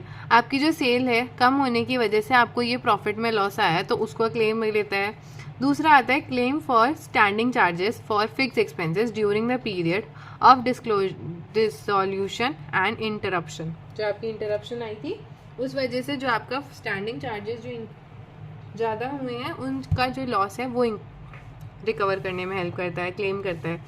तीसरा आता है claim of additional working expenses for incurring cost of working. Claim जो है था अपना, जो अपन ने एडिशनल वर्किंग करी है उससे रिलेटेड जो है वो। ठीक है, इसके अंदर भी वही स्टेप वाला सिस्टम है, ये स्टेप्स फॉलो करोगे तो आपका आंसर आराम से निकलेगा। जैसे कि आई होप आपको सब लोगों को लॉस ऑफ स्टॉक पॉलिसी समझ में आ गया होगा। ठीक है, तो चलिए स्टार्ट करते हैं। लॉस ऑफ प्रॉफिट के अंदर सबसे पहला स्टेप क्या आता है आपका? सबसे पहले डिटरमाइन करिए इंडेमनिटी पीरियड। इंडेमनिटी पीरियड जो होता है वो होता है कि पॉलिसी अमाउंट कितने के लिए है। ठीक है, एक तो जो होता है वो डायरेक्टली बताता है, for example actual disclosure period और जो आपका indemnity period as per policy. आपने 6 महीने की पॉलिसी ली थी, राइट, बट आपका जो है 4 महीने ही लगे हैं आपका वो जो है क्या कहते हैं वापस से ट्रैक पे आने के लिए। तो इनमें से लोअर क्या होगा, मतलब 4 महीने ही आप डिस्टर्ब रहे थे तो इन दोनों में से विच एवर इज लोअर ले लेंगे। That leads to indemnity period क्या हुआ, वो हो गया 4 मंथ्स का। ठीक है, सेकेंड स्टेप आता है अपन को कैलकुलेट करनी होती है शॉर्ट सेल्स। शॉर्ट सेल्स कैसे निकालते हैं? जो भी आपका स्टैंडर्ड सेल्स है, स्टैंडर्ड सेल्स या टर्नओवर कह सकते हैं, किस टाइम का, जो भी सेल्स रही है आपकी last year during the indemnity period. मतलब अगर आपके वो जो 4 महीने अपन ने जैसे 6 महीने और 4 महीने देखे तो उस 4 महीने में लास्ट ईयर जो आपकी सेल्स रही थी ना वो आप अमाउंट लिखोगे यहाँ पे। ठीक है, प्लस माइनस अगर अपना इंक्रीज हुई है या डिक्रीज हुई है as per the trend. For example अगर आपका यहाँ पे आ रहा है कितने, आपकी 1 लाख रुपीज़ की सेल हुई थी उसके अंदर, अब उस 1 लाख में आपका ये ट्रेंड बनता आ रहा है कि आपका हमेशा कितना 10% जो है वो रेज होता है, तो प्लस कर देंगे 10%, दैट्स लीड्स टू 1,10,000 रुपीज़। अगर इसी जगह यहाँ पे होता है कि अपनी जो सेल्स है वो कम होती जा रही है बाय 5%, तो 1 लाख माइनस 5% कर देते अपन तो 95,000 आ जाता। ठीक है, और बाकी जब क्वेश्चन सॉल्व करेंगे तब उस टाइम पे आपको ज़्यादा अच्छे से समझ में आ पाएगा। ठीक है, तो अपना क्या हुआ, स्टैंडर्ड सेल्स कितनी, जो अपना इंडेमनिटी पीरियड है उसी पीरियड की लास्ट ईयर की कितनी सेल रही है वो लिखेंगे, उसमें प्लस या माइनस कर देंगे जितना भी इंक्रीज या डिक्रीज आया है as per the fresh trend के अकॉर्डिंग। ठीक है, उससे आ जाएगी अपनी एडजस्टेड स्टैंडर्ड सेल्स। इस एडजस्टेड स्टैंडर्ड सेल्स में से अपन माइनस कर देंगे एक्चुअल सेल्स जो अपन ने ड्यूरिंग करी है इंडेमनिटी पीरियड। यहाँ पे ऊपर जो सेल्स ली है वो तो लास्ट ईयर की इंडेमनिटी पीरियड की सेल्स ली है। लाइक फॉर एग्जांपल अप्रैल से लेकर जुलाई तक का अगर आपका खर्चा रहा है आपका, तो लास्ट ईयर का अप्रैल टू जुलाई लेंगे और फिर इसमें क्या होगा अप्रैल टू जुलाई इस साल की जो करंट जिस ईयर में आपका लॉस हुआ है उस टाइम का अपन एक्चुअल सेल्स लिख देंगे। ठीक है, वो माइनस कर देंगे तो अपने पास में आ जाएगी शॉर्ट सेल्स। ठीक है, अब अपन इसके बाद में थर्ड स्टेप क्या होता है, अपन को कैलकुलेट करनी पड़ेगी, क्या कैलकुलेट करनी है, जीपी रेट। ठीक है, जीपी रेट कैसे निकलती है इस केस के अंदर, जो भी आपका नेट प्रॉफिट है लास्ट फाइनेंशियल ईयर, जो भी लास्ट फाइनेंशियल ईयर का नेट प्रॉफिट है प्लस कर देंगे इंश्योर स्टैंडिंग चार्जेस। जो भी इंश्योर्ड स्टैंडिंग चार्जेस है, अनइंश्योर्ड स्टैंडिंग चार्जेस यहाँ नहीं आते हैं, ये चीज़ ध्यान में रखिएगा। इंश्योर स्टैंडिंग चार्जेस को प्लस कर देंगे, डिवाइड कर देंगे अपन लास्ट ईयर की sale of last financial year, जो सेल रही है अपनी लास्ट फाइनेंशियल ईयर की, वो इनटू कर देंगे 100 से, तो अपनी आ जाएगी ग्रॉस प्रॉफिट रेट। नेक्स्ट अब we have loss of profit. Loss of profit कैसे निकलेगा, जो अपन ने शॉर्ट सेल्स यहाँ ऊपर निकाली उसको इनटू कर देंगे जीपी सेल से, जीपी रेट से, तो अपने पास में आ जाएगा लॉस ऑफ प्रॉफिट, कितने प्रॉफिट का लॉस हुआ है। ठीक है, फिर आता है फिफ्थ पॉइंट। फिफ्थ पॉइंट क्या कहता है, जो भी आपकी एडजस्टेड एनुअल सेल्स है उसको कैलकुलेट करिए। जो भी अपनी एनुअल सेल्स है, sales of 12 months just preceding the date of fire. For example 15 अगस्त को अगर आपकी आग लगी है, तो 15 अगस्त के पीछे जस्ट पीछे इमीडिएटली वाले 12 महीने का अपन को देखना है। तो इमीडिएटली जस्ट पीछे वाले 12 महीने जो होंगे उनका अपन को लिखना है अमाउंट। ठीक है, सेल लिखनी है, उसमें इंक्रीज या डिक्रीज जो भी आ रहा है ट्रेंड के अकॉर्डिंग वो यहाँ पे कर दीजिए। तो अपने पास में आ जाएगी एडजस्टेड सेल्स। पहले अपन निकाले थे एडजस्टेड एनुअल सेल्स, क्यों निकाले थे, जस्ट बिकॉज अपन को कैलकुलेट करनी थी शॉर्ट सेल्स। अब अपन को सिर्फ एडजस्टेड स्टैंडर्ड सेल्स नहीं, एडजस्टेड सेल्स निकालनी है अपन को। ठीक है, तो लास्ट ईयर की सेल्स 12 महीने की just preceding the date of fire, उसमें से माइनस कर देंगे या प्लस कर देंगे जो भी ट्रेंड चल रहा है, इंक्रीज या डिक्रीज, और फिर अपनी आ जाएगी एडजस्टेड सेल्स। अब अपन को कैलकुलेट करनी होती है GP on adjusted annual sales. GP on adjusted annual sales कैसे निकलेगी, जो अभी अपन ने एडजस्टेड एनुअल सेल्स निकाली उसको इनटू कर देंगे किससे, जीपी रेट से, तो अपने पास आ जाएगी। नेक्स्ट स्टेप आता है claim for additional working expenses. Additional working expenses में क्या होता है कि लाइक फॉर एग्जांपल आपने एडिशनल खर्चा करा है, देखिए आप अगर ऐसे हो रहे हो कि मैम इसमें तो बहुत सारे स्टेप्स हैं, तो ये बल्कि प्रॉफिट ऑफ लॉस से ज़्यादा, लॉस ऑफ जो अपना स्टॉक था उससे ज़्यादा इजी है। हमेशा कभी भी आपको ये पूरे के पूरे स्टेप्स एक साथ क्वेश्चन नहीं पूछेगा आपसे, कभी आपको फिफ्थ स्टेप पे ही जाके रुक जाओगे, 6th स्टेप पे रुक जाओगे, 7th पे रुक जाओगे, इस तरीके से। ठीक है, लाइक फॉर एग्जाम्पल अगर एडिशनल वर्किंग एक्सपेंस क्वेश्चन में पूछा ही नहीं गया तो आपका ये जो स्टेप है ये तो कट हो गया, तो आप डायरेक्टली 8th स्टेप पे आ जाओगे वैसे। ठीक है, तो क्या बोला मैंने आपको, जो भी अब अपन एडिशनल एक्सपेंसेस का निकाल रहे हैं, जो भी आपको एक्चुअल में एडिशनल एक्सपेंसेस लगे हैं तुम्हारे वर्किंग से रिलेटेड वो लिख दीजिए। जो भी एक्स्ट्रा सेल हुई है due to additional working expense during the indemnity period into GP rate. ये जो एडिशनल सेल्स होती है ना, ये क्वेश्चन आपको दे के रखता है, इसके अंदर हर एक फिगर जो है वो क्वेश्चन आपको दे के रखता है। आपको बस ये एक टेबल इस तरीके से याद करनी है कि अपन को इसके बाद ये करना है, इसके बाद ये करना है, इसके बाद ये करना है। ठीक है, अपन को एडिशनल जो अपन ने वर्किंग लगाई है उससे कितनी सेल्स हुई है, लाइक अपन ने 100 रुपीज़ लगाए थे, जिससे कि 1000 रुपीज़ लगाए थे एडिशनल वर्किंग में, जिससे अपन को कितने की सेल एक्स्ट्रा हुई, उससे अपन को 5000 रुपीज़ की सेल्स एक्स्ट्रा हुई है, तो वो आ गया। इनटू कर देंगे GP rate. GP rate for example 20% थी, तो 5000 का 20% कितना हुआ, 5000 का 20% दैट लीड्स टू 1000 रुपीज़। ठीक है, ऐसे ये यहाँ लिख दिया। फिर उसके बाद में जो भी आपके एडिशनल वर्किंग एक्सपेंसेस थे, ठीक है, इनटू कर देंगे GP on adjusted annual sales. जो भी आपकी GP on adjusted annual sales आई जो अपन ने 6th स्टेप में निकाली, डिवाइड कर देंगे वापस से GP on adjusted annual sales, यही वाली जो है इसको यहाँ डिवाइड कर देंगे, दोनों तरफ सेम आएगा। फिर आएंगे अनसिक्योर्ड स्टैंडर्ड चार्जेस, अनइंश्योर्ड। पहले अपन ने यूज़ करे थे इंश्योर्ड स्टैंडिंग चार्जेस, वो किस लिए, जीपी रेट कैलकुलेट करने के लिए। जब वर्किंग से रिलेटेड क्लेम कैलकुलेट करेंगे तो अनइंश्योर्ड स्टैंडिंग चार्जेस लेते हैं। ठीक है, इनमें से विच एवर इज लोअर जो भी होगा वो होगा क्लेम ऑफ एडिशनल एक्सपेंस। जैसे ही अपने पास में क्लेम ऑफ एडिशनल एक्सपेंस आया तो अपन ग्रॉस क्लेम कैसे निकालेंगे, स्टेप नंबर 4। स्टेप नंबर 4 में क्या निकाला था, लॉस ऑफ प्रॉफिट। कैसे निकाला था, जो भी अपना लॉस ऑफ शॉर्ट सेल्स आई थी स्टेप नंबर 2 के अंदर, उसको अपन ने जीपी रेट से इंटू करा था, तब आ गया था। मैं यहाँ लिख देती हूँ आपके लिए, इसमें क्या करा था अपन ने, short sales into GP rate, इससे करके अपन ने ये वैल्यू निकाली थी। और 7th स्टेप जो जस्ट अभी अपन ने कैलकुलेट करा, इनमें से जो भी लोअर आया वो इसको प्लस कर देंगे और लेस कर देंगे जो भी अपने इंश्योर स्टैंडिंग चार्जेस है, मतलब या तो इंश्योर स्टैंडिंग चार्जेस या फिर जो भी अपनी सेविंग्स हुई है। क्वेश्चन आपको बता के देता है कि आपको इतने की सेविंग्स हुई है, वो माइनस कर दिया, तो अपने पास से क्या आ गया, ग्रॉस क्लेम आ गया। अब ये जैसे ग्रॉस क्लेम आ गया तो अब अपन देखेंगे कि अमाउंट ऑफ क्लेम अपन को कितना वैलिड करा जाएगा।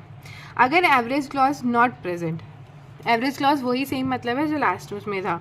ठीक है, average clause is not present, अगर एवरेज क्लॉज प्रेजेंट नहीं है तो लोअर जो भी होगा पॉलिसी अमाउंट या ग्रॉस जितने का क्लेम आ रहा है अपना, उनमें से जो भी लोअर होगा वो ले लेंगे। अगर एवरेज क्लॉज एप्लीकेबल है तो जो भी अपनी अमाउंट ऑफ पॉलिसी है इनटू कर देंगे ग्रॉस क्लेम से, जो अपन ने यहाँ निकाला ये ग्रॉस क्लेम से, और फिर उसके बाद में अपन इसको डिवाइड कर देंगे GP on adjusted annual sales, जो कि अपन ने स्टेप नंबर 6 में निकाली है। ठीक है, इसी के साथ में अपना ये जो लॉस ऑफ प्रॉफिट पॉलिसी से रिलेटेड टॉप पॉइंट्स थे वो मैंने सारे के सारे कंप्लीट करा दिए। ठीक है, आप एक बार फिर से देख लीजिए, और आप एक चाहिए तो एक बार इनका स्क्रीनशॉट भी ले लीजिए, देखिए लिए। ठीक है, नेक्स्ट पेज।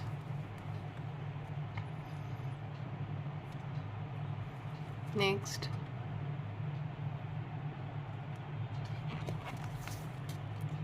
फिर उसके बाद स्टेप नंबर 6 है, स्टेप नंबर 7 और 8 और 9।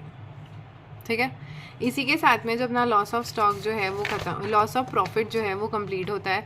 अब अपन इससे रिलेटेड इलस्ट्रेशन सॉल्व करते हैं, जो कि मैं आपको स्कैनर से सॉल्व करवाऊंगी। ओके, तो अगर आपके पास स्कैनर हो तो इट्स ओके, वरना अदरवाइज मैं आपको जो क्वेश्चन है वो मैं स्क्रीन पे शो करती हूँ। ठीक है, वेट अ मिनट। देखिए, ये आपके स्कैनर के अंदर ये 2016 के अंदर आया था ये क्वेश्चन, जून का है 4। ठीक है, जून 4। अब आप बोलेंगे मैम 2016 इतने पुराने क्वेश्चंस करा रही हो, बट देखो जो अकाउंट्स है उसके अंदर value of quality of question है ना वो ये है। मैं आपको स्कैनर में से अराउंड 4 या 5 क्वेश्चंस कराऊंगी इससे रिलेटेड, और आप ये मानिएगा आपके सारे जितने भी पॉइंट्स हैं ना वो सब कवर हो जाएंगे, दैट आई गारंटी यू। अगर इसके बाद में भी आपको कोई प्रॉब्लम आती है इंश्योरेंस क्लेम से रिलेटेड कोई भी क्वेश्चन करने में, तो आप मुझे भेज सकते हैं हमारे टेलीग्राम चैनल पे, या फिर आप नीचे कमेंट्स में भी मुझसे पूछ सकते हैं। और अगर आप अभी तक इस वीडियो को देखते आ रहे हो तो प्लीज़ एटलीस्ट लाइक तो कर दीजिए, जिससे मुझे भी थोड़ा मोटिवेशन मिल जाएगा, है ना। तो चलिए स्टार्ट करते हैं। ठीक है, क्या क्वेश्चन है, अ फायर अकर हुई है एक प्रेमाइसिस के अंदर ऑन ब्राइट लिमिटेड on 1 अगस्त 2015 को। The company has a loss profit policy कितने की है, 6 लाख रुपए की उनके पास में, सब्जेक्ट टू एवरेज क्लॉज है। ठीक है, सेल ऑन 1 अगस्त 2014 टू 31 जुलाई 2015। ठीक है, अगस्त 1 से लेके 15 तक कितनी हुई है, वो कितनी हुई है, वो हुई है अपनी 50 लाख रुपए की। और अगस्त से लेके 1 अगस्त से लेके 30 नवंबर तक कितने हुई हैं, दैट इज़ 15 लाख रुपीज़ की। लास्ट ईयर की जो थी ना वो 15 की है। During the indemnity period last 4 months sales amounted to be, कितना अमाउंट के रखा है, 2 लाख रुपीज़ का दे रखा है लास्ट 4 मंथ्स की सेल्स का। The company makes up its accounts on 31 March. The profit for the loss profit policy जो कितने की है वो है इसकी है। ठीक है, अपन को क्या दे रखा है, और अपन को दे रखा है प्रॉफिट एंड लॉस अकाउंट अपन को बना के दे रखा है 31 मार्च 2015 का, जिसमें opening stock, purchases, manufacturing expense, variable and selling expense, fixed expense. देखिए, जो फिक्स्ड एक्सपेंस होते हैं ना वही अपने इंश्योर स्टैंडिंग चार्जेस होते हैं। तो अगर आप चाहो तो यहाँ पे स्लैश करके मेरी तरह लिख सकते हो कि फिक्स्ड एक्सपेंस या फिर ensure standing charges, that is 3,62,500 rupees के हैं। नेट प्रॉफिट दे रखा है, सेल्स दे रखी है, क्लोजिंग स्टॉक दे रखा है, और क्या बोला है, comprising the sale of first 4 months of कितनी है, 15-16, those for year 14-15। It was found that sale जो ये 20% जो है हायर है, मतलब अपना जो वो इंक्रीज एंड डिक्रीज देखते हैं ना अपन, वो इतना कितना है 20% है, और अपन को बताना है कि कितनी जो है क्या कहते हैं इंश्योरेंस क्लेम अमाउंट होगा under the loss of profit. ठीक है, तो चलिए अपन स्टार्ट करते हैं। देखिए, लॉस ऑफ प्रॉफिट से रिलेटेड है, जून 2016 का क्वेश्चन है। क्या है, सबसे पहले स्टेप नंबर 1 क्या होता है, इंडेमनिटी पीरियड निकालना है। आग लगने का पीरियड कितना है इनका, अगस्त से लेके 30 नवंबर तक, 1-4 से लेके अपने 4 महीने की आग लगी, 4 महीने के लिए लॉस हुआ है ना अपना, तो 4 मंथ का इंडेमनिटी पीरियड कितना हो गया, 4 मंथ्स। शॉर्ट सेल्स कैसे निकालते हैं, सेल्स लेंगे अपन कब की, देखिए अगर आपको प्रॉब्लम रही है, ये 4 महीने कौन से हैं, ये 4 महीने हैं जब से अपनी आग लगी है, और उसके बाद में ईयर एंडेड तक के जो 4 महीने इंडेमनिटी पीरियड वाला जो हो गया वो हो गया 4 महीने। फिर उसके बाद में शॉर्ट सेल्स कैसे निकालेंगे, जो भी अपने लास्ट उस पीरियड की जो इंडेमनिटी पीरियड जो लास्ट ईयर के अंदर अपनी सेल्स रही थी वो लिखेंगे, जो कि अपन को क्वेश्चन में दे रखी है, दैट इज़ 15 लाख रुपीज़ दे रखी है, वो अपन ने यहाँ लिख दी। फिर अपन को ये क्वेश्चन में कहा है कि 20% का इंक्रीज़ हुआ है, तो अपन ने इंक्रीज़ कर दिया 15 लाख का 20%, that leads to 3 lakh rupees. तो अपने पास में एडजस्टेड सेल्स आ गई। एडजस्टेड सेल में से अपन को माइनस करनी है इस साल अपनी जो उन 4 महीनों की सेल रही है वो कि अपन को बताई गई है कितनी, सिर्फ 2 लाख रुपए ही रही है, तो वो अपन ने इसमें से माइनस कर दिया। तो अपने पास आ गया 16 लाख रुपीज़ की शॉर्ट सेल्स।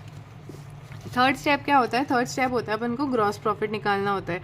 ग्रॉस प्रॉफिट कैसे निकलता है, जो भी अपना नेट प्रॉफिट है प्रीवियस ईयर का नेट प्रॉफिट, देखिए यहाँ पे अपन को ये जो प्रॉफिट एंड लॉस अकाउंट दे रखा है इसमें लास्ट ईयर का है ये, और इसमें नेट प्रॉफिट कितनी है 3,50,000 रुपीज़ की।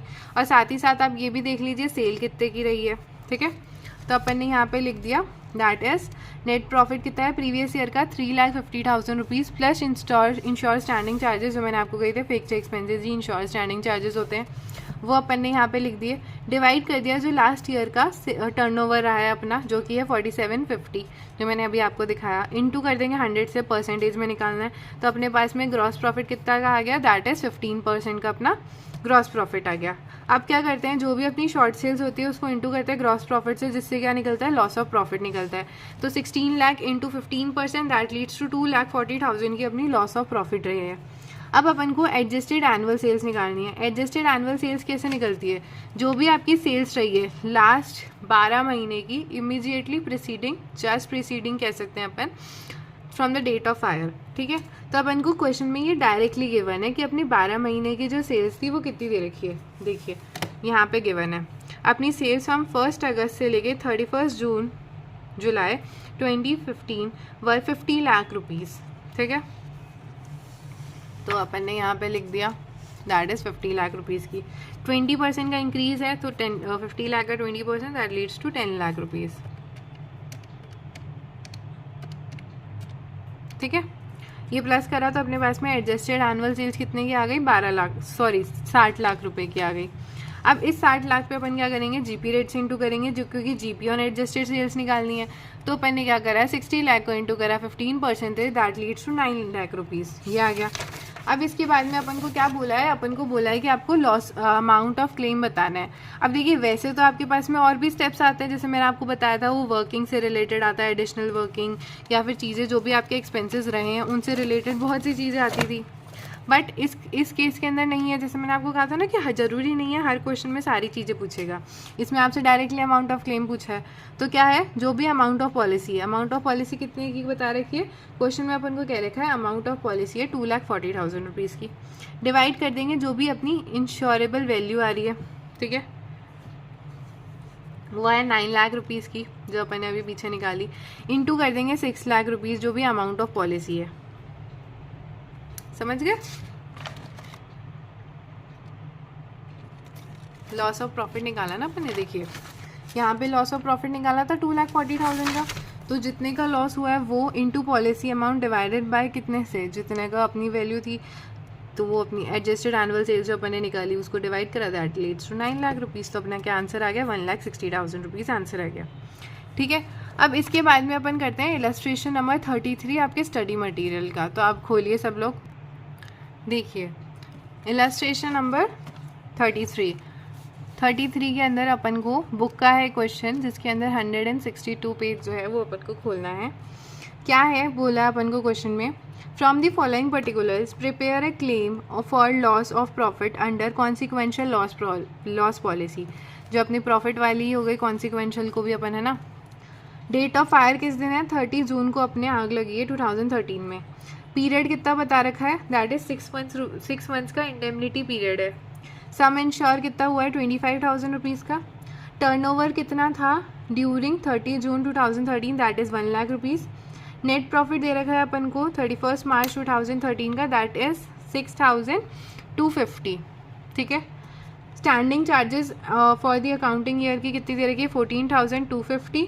टर्नओवर कितना है अपना एंडिंग ऑफ 31 मार्च 2013 का, दैट इज़ 99,000 का। टर्नओवर अपन को बता रखा है इमीडिएटली इंडेमनिटी पीरियड जो है अपना, दैट इज़ 1/7/13 से लेके 31/12 31st 12 13, ठीक है। इस बीच का ये भी 6 मंथ ही है, तो ये अपना आ गया 28,000 का। और टर्नओवर दे रखा है अपन को इसी टाइम पीरियड का कितने का है, दैट इज़ 55,000 का। और अपन को क्या बोला गया है, the turnover of the year 12-13 has been tended to increase, tendency to of increase 10% की इंक्रीज होने की टेंडेंसी थी, ठीक है। तो चलिए अपन इसको सॉल्व करते हैं। आप बुक के सॉल्यूशन में मत जाइएगा, क्योंकि बुक में जो सॉल्यूशन है वो थोड़ा सा डिफरेंट तरीके से हो रखा है, लेकिन सॉल्यूशन जो है अपना आंसर बिल्कुल एग्जैक्टली वो का वही आएगा, ठीक है। सबसे पहले इंडेमनिटी पीरियड निकालेंगे, जो कि अपना 1st 7 2012 से लेके 31st 12 2012 तक आ रहा है, दिसंबर, ठीक है। ये यहाँ पे था ना, सॉरी आपको दिख नहीं रहा होगा ना, ये देखिए अपन को टर्नओवर दे रखा है ना इस पीरियड का, तो ये इस पीरियड ही आग लगी है अपने, तो इंडेमनिटी पीरियड अपन ने यहाँ पे लिख दिया, दैट इज 6 मंथ्स।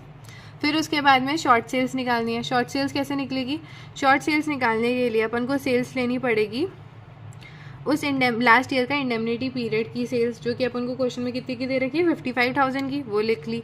10% इंक्रीज होने के चांसेस है, तो 55 का प्लस 10% दैट इज 5,500, तो अपने आ गया 60,500 की एडजस्टेड सेल्स। इसके अंदर अपना जो करंट ईयर की सेल्स रही है इसी इंडेमनिटी पीरियड के बीच में, दैट इज़ 1/7/12 से लेके 31st 12/12 तक, वो कितनी रही है, वो रही है अपनी 28,000 की। सॉरी ये 12/12 नहीं आएगा, यहाँ आएगा 13 और ये आएगा 13, ठीक है। करंट ईयर की लिखनी है ना अपन को, तो ये आ गया 28,000 का।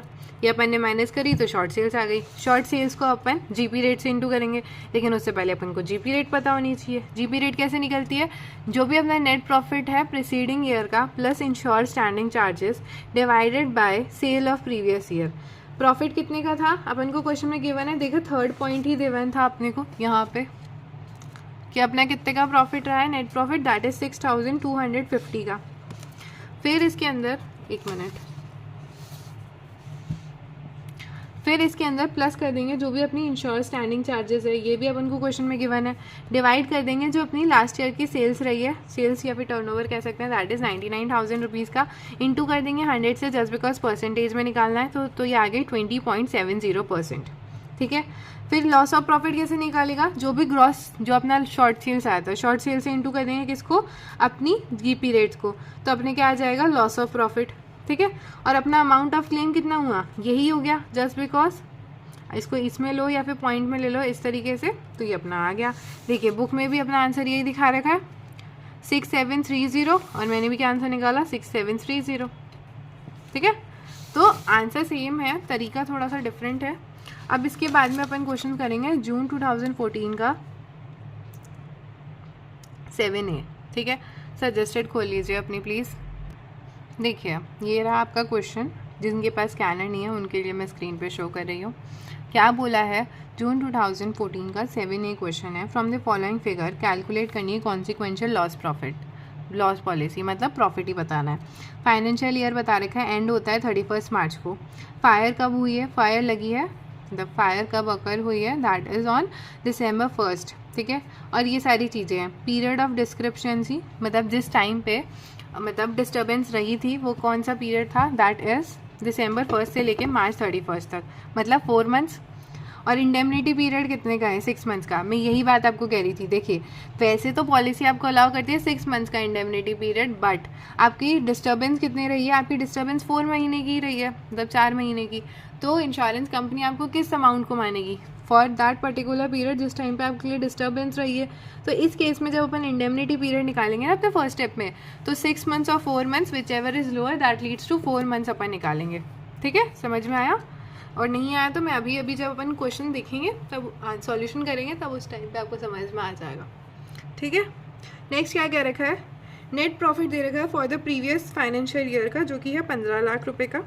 इंश्योर स्टैंडिंग चार्जेस दे रखे हैं 25 लाख के, अन इंश्योर स्टैंडिंग चार्जेस दे रखे हैं 4 लाख रुपीज़ के। Increase in cost of working, अब ये जो वर्किंग वाला स्टेप था ना, स्टेप नंबर 7 जो और 8 अपन ने इस तरीके से करे थे सारे स्टेप्स, वो सारे आएंगे इसके अंदर, इसलिए बहुत इंपॉर्टेंट टॉपिक है, इंपॉर्टेंट कह सकते हैं अपन क्वेश्चन को। इट्स नॉट कि अगर आप इसको 14 को हटा दोगे तो क्वेश्चन तो अच्छा है ही ना, क्योंकि अपन को कॉन्सेप्चुअली स्ट्रांग होना है। क्वेश्चन को ये का ये छपके नहीं आना ना, बुक का क्वेश्चन छपके आना है, इसलिए, ठीक है। क्या दे रखा है, saving increase in cost of working कितनी हुई है, दैट इज 3,20,000 की। Saving in ensure standing charges कितनी हुई है, 1 लाख की सेविंग हुई है। Reduce turnover avoid through increase cost working, ये जो है 8 लाख हो गया, ठीक है। स्पेशल सर्कमस्टांसेस कॉस्ट कैलकुलेशन दे रखा है, टर्नओवर जो होता है अपना इंक्रीज करता है 20% से, और जो ग्रॉस प्रॉफिट रेट है, जीपी प्रॉफिट जो जीपी रेट होती है वो 5% से इंक्रीज करती है। अपन को टर्नओवर दे रखा है फर्स्ट ईयर का, प्रीवियस ईयर है ये सारा, और सेकेंड ईयर का मतलब करंट ईयर का अपन को दे रखा है, और सम इंश्योर मतलब पॉलिसी अमाउंट कितने का है, दैट इज़ 50 लाख रुपीज़ का। तो चलिए अपन इसको सॉल्व करते हैं। मैं एक काम करती हूँ, क्वेश्चन आपके लिए ऐसे थोड़ा साइड में रख लेती हूँ, ठीक है। क्या है, सबसे पहले स्टेप 6 मंथ्स या फिर 4 मंथ्स, ये मैंने आपको समझा दिया उसी टाइम पे, ठीक है। दैट लीड्स टू कितना, 4 मंथ्स, ठीक है। शॉर्ट सेल्स कैसे निकालेंगे, उस पीरियड की, लास्ट ईयर की, प्रीवियस ईयर की सेल्स देखेंगे उस पर्टिकुलर टाइम, मतलब उस पर्टिकुलर टाइम कौन सा, जिस टाइम पे आग लगी हुई, मतलब जिस टाइम पे डिस्टर्बेंस थी, दैट इज 1 दिसंबर तो 31 मार्च, that leads to 70 lakh rupees. ये देखिए यहाँ पे दे रखा है आपको 31 मार्च लास्ट का ही है, ये यहीं पे हुआ था, क्योंकि नवंबर के बाद दिसंबर, तो 1 दिसंबर से लेके आपके 31 मार्च तक का लास्ट ईयर का कितना है, 70 लाख रुपीज़। तो यहाँ पे मैंने लिख दिया 70 लाख रुपीज़। 20% इंक्रीज आ रहा है टर्नओवर में, दैट लीड्स टू 70 में 20% प्लस करेंगे तो अपने पास में एडजस्टेड सेल्स कितनी आ गई, 84 लाख की, ठीक है। इसमें से माइनस कर देंगे सेल्स जो अपनी करंट ईयर की रही है। करंट ईयर की सेल्स मतलब 1 दिसंबर से लेके 31 मार्च तक, तो करंट ईयर की कितनी रही है, इसके जस्ट नीचे वाली, दैट इज 20 लाख रुपीज़। तो यहाँ पे 20 लाख रुपीज़ जो है अपन माइनस कर देंगे, तो अपनी शॉर्ट सेल्स कितने की आई है, 64 लाख रुपीज़ की, राइट। तो इसी के साथ में अपनी जो शॉर्ट सेल्स निकल गई। अब अपन को क्या करते हैं, शॉर्ट सेल्स को जीपी रेट से इंटू करते हैं, बट जीपी रेट अपन को पता नहीं है, तो जीपी रेट कैलकुलेट करेंगे। कैसे कैलकुलेट करेंगे, जो भी अपना नेट प्रॉफिट है प्रीवियस ईयर का, नेट प्रॉफिट प्रीवियस ईयर का कितना है, यहाँ पे दे रखा, ये रहा, net profit for the previous year is 15 lakh rupees, वो यहाँ लिखा, प्लस कर देंगे इंश्योर स्टैंडिंग चार्जेस। यहाँ पे दोनों दे रखे हैं, इंश्योर स्टैंडिंग चार्जेस और अनइंश्योर स्टैंडिंग चार्जेस, बट अपन कौन से लेंगे, insure standing charges. Uninsure standing charges कब काम में आते हैं, अनइंश्योर स्टैंडिंग चार्जेस काम आते हैं जब अपन एडिशनल वर्किंग का क्लेम निकालते हैं ना, उस पॉइंट ऑफ टाइम पे, राइट है। 3rd नंबर का क्लॉज होता है, वो भी अपन देखेंगे, ठीक है। तो यहाँ पे आ गया 25 लाख, डिवाइड कर देंगे अपन टर्नओवर मतलब पूरे साल का, तो पूरे साल का कितना होगा, ये रहा, लास्ट ईयर प्रीवियस ईयर का लेंगे 40 लाख प्लस 90 लाख प्लस 70 लाख, ये करा, इंटू कर देंगे 100 से, तो आ जाएगी 20%, ठीक है। और अपन को क्या कहा है, जो ग्रॉस प्रॉफिट है वो 5% से इंक्रीज हुई है, यहाँ पे लिखा है ना, टर्नओवर तो 20% से हुआ है, यहाँ तक तो कॉमनली अभी तक अपन करते आ रहे थे। और क्या कहा है अपन को, जो ग्रॉस प्रॉफिट है वो भी 5% से इंक्रीज हुआ है, तो अपन ने यहाँ पे ग्रॉस प्रॉफिट में 5% इंक्रीज कर दिया, तो 20% प्लस 5% दैट लीड्स टू 25% अपना ग्रॉस प्रॉफिट आ गया, ठीक है। ये पॉइंट थोड़ा इंपॉर्टेंट है, इसको आप अच्छे से देखिएगा क्योंकि इसमें 2 स्टेप्स हो रही है, ठीक है। नेक्स्ट आता है, अपन क्या करते हैं, लॉस ऑफ प्रॉफिट कैसे निकालते हैं, जो भी अपना शॉर्ट सेल्स आई है उसको इंटू कर देते हैं जो भी अपना जीपी रेट है, तो 64 लाख को अपन इंटू कर देंगे 25% से, दैट लीड्स टू 16 लाख रुपए, ठीक है। अब इसके बाद में 4th स्टेप क्या है, अपन को एडजस्टेड एनुअल सेल्स निकालनी है। एडजस्टेड एनुअल सेल्स कैसे निकलती है, लास्ट प्रीसीडिंग जस्ट जिस टाइम पे तुम्हारा हुआ है उसी से 12 महीने की तुम्हारे को सेल लेनी है, ठीक है। 12 महीने की सेल क्या लेंगे, देखे लास्ट का दैट इज 70,000, इस टाइम पे आग लगी ना, 70, 60 और 100 एंड ये, ठीक है। मतलब अपनी आग कब लगी, अपनी आग तो इस वाले में लगी है ना, 20 लाख वाले में, है ना, कब लगी है, इस वाले करंट ईयर में आग लगी हुई है। तो अपना टाइम पीरियड क्या है, 1 दिसंबर से लेके जो अपना करंट ईयर वाला है टू 31 मार्च करंट ईयर वाला, तो करंट ईयर ये है। अब यहाँ से रिमेनिंग 12 महीने देखने, तो 3 महीने तो ये हो गए, फिर 3 ये हो गए और 3 ये हो गए, सॉरी मतलब ये आपका नवंबर वाला आ गया ना, 31 जून से लेके नवंबर तक ये हो गया, फिर उसके बाद में तो ये हो गए अपने टोटल 12 महीने के कितने होंगे, यहाँ से लेंगे 31 मार्च से लेके 30 दिसंबर तक, ठीक है। जब उससे प्लस 12 महीने हुए ना, तो ये अपन ने ले लिया, ठीक है, 31 मार्च से लेके, फिर ये अपने पास में आएगा 2,40,00,000 रुपीज़, ठीक है। इसमें 20% इंक्रीज़ हुआ है, वो कर दिया, एडजस्टेड एनुअल सेल्स आ गई, जीपी ऑन एडजस्टेड सेल्स वही इसको अपन ने इंटू कर दिया जीपी रेट से, दैट इज 72 लाख रुपीज़ आ गई। अब अपन को amount of claim, gross claim calculate करनी है, ठीक है। अमाउंट ऑफ ग्रॉस क्लेम कैसे निकालते थे, जो भी अपना फोर्थ स्टेप में आ रहा है, ठीक है। फोर्थ स्टेप में कितना आया था, फोर्थ स्टेप क्या था अपना, बोलो बोलो, जो भी अपनी short sales into GP rate करी थी अपन ने, वो जो कि अपनी 16 लाख आई थी, ये देखिए यहाँ निकाली थी ना अपन ने फोर्थ स्टेप के अंदर, वो लॉस ऑफ प्रॉफिट ये आ गया। यहाँ लिख देती हूँ मैं आपके लिए, लॉस ऑफ प्रॉफिट वाली जो फिगर अपन ने निकाली थी यार, वो आ गया यहाँ पे, ठीक है, दैट इज 16 लाख रुपए। अब एडिशनल वाला ये टॉपिक नया है, इसको समझिएगा, ठीक है। क्या बोला है, सबसे पहले जो एक्चुअल में एक्सपेंडिचर लगा है वो अपन ने लिख दिया 3,20,000, ये कहाँ से आया, ये रहा, एक्चुअल एक्सपेंसेस कितने हो 3,20,000 रुपये के, वो यहाँ लिख दिए। एडिशनल सेल्स कितनी रही है ड्यू टू एडिशनल एक्सपेंसेस, यहाँ पे अपन को कहा था 8 लाख रुपए की जो सेल्स थी वो इनकर और हो गई है, तो 8 lakh into GP rate, 8 lakh into GP rate तो अपने आ गए 2 लाख रुपीज़। जो भी अपनी एडजस्टेड एक्सपेंसेस हैं उसको इंटू कर देंगे जीपी ऑन एडजस्टेड सेल से, डिवाइड कर देंगे GP on adjusted annual sale से, और प्लस कर देंगे अनइंश्योर्ड स्टैंडिंग चार्जेस। तो ये कितनी आई, एडजस्टेड पे एक्सपेंसेस कितने हैं 3,20,000 के, जो भी अपन यहाँ लिखे, इंटू कर देंगे GP on adjusted annual sales, जो कि अपन ने यहाँ निकाली अभी 72 लाख रुपीज़, वो आ गई, वापस से 72 लाख लिख देंगे, प्लस कर देंगे अनइंश्योर्ड वाले, देखिए ये रहा अनइंश्योर्ड स्टैंडिंग चार्जेस क्वेश्चन में गिवन है 4 लाख रुपीज़ के, तो यहाँ पे आ गया 4 लाख, तो अपने पास में कितना आ गया 3,03,158, ठीक है। और इनमें से अब अपन सबसे लोअर लेंगे, इनमें से सबसे लोअर क्या हुआ 2 लाख रुपीज़, तो 2 लाख यहाँ पे आ गए, तो 16 लाख माइनस 2 लाख रुपीज़, और अपन को 1 लाख रुपीज़ की सेविंग भी हुई है, ये यहाँ पे कहा है saving is incurred standing charges की वजह से कितने 1 लाख रुपीज़ की, तो 1 लाख रुपीज़ की जो सेविंग हुई है वो माइनस कर दिया, तो अपने पास में अमाउंट आ गया कितना 17 लाख रुपीज़, ठीक है।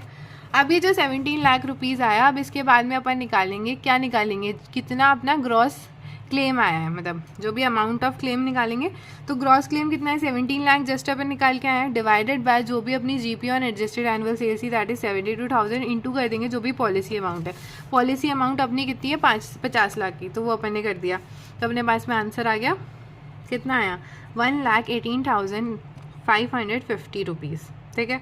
इसी के साथ में आपका ये जो क्वेश्चन है ये कंप्लीट होता है, ये बहुत अच्छा क्वेश्चन है, प्लीज़ आई रिक्वेस्ट कि आप इसको एक बार हाथ से सॉल्व करिएगा, कहीं पे भी कुछ भी प्रॉब्लम हो तो आप मुझसे पूछिएगा, I am ready to explain you every time, मतलब एनी टाइम, ठीक है।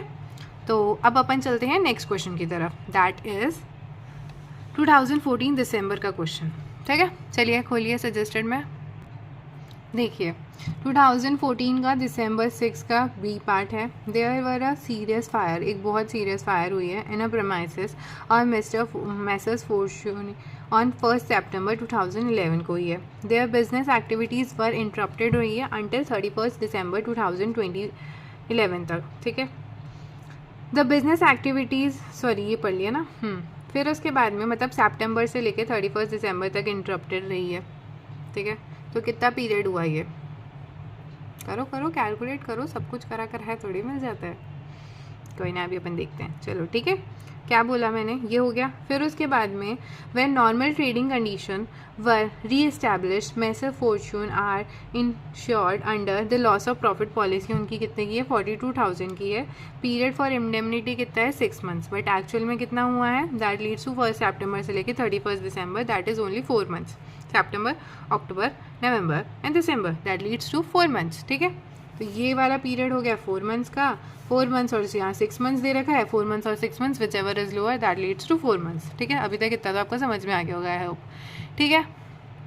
नेक्स्ट अपन को कुछ चीज़ें कह रखी है, ये असरटेन करनी है, ठीक है।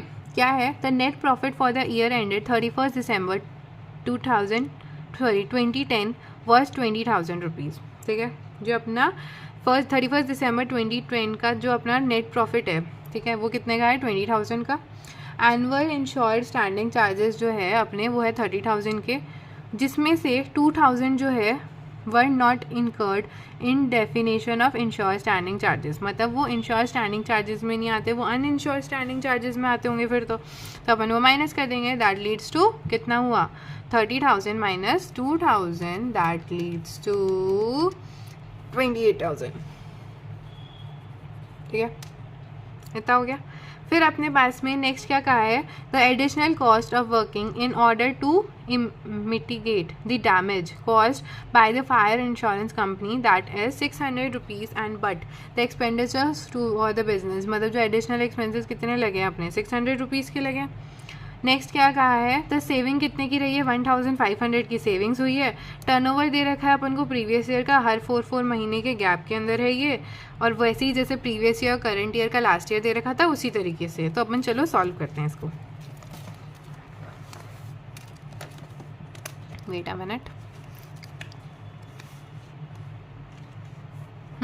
सबसे पहला स्टेप क्या था, इंडेमनिटी पीरियड निकालो 4 मंथ्स और 6 months whichever is lower that is 4 months. फिर शॉर्ट सेल्स निकालनी है.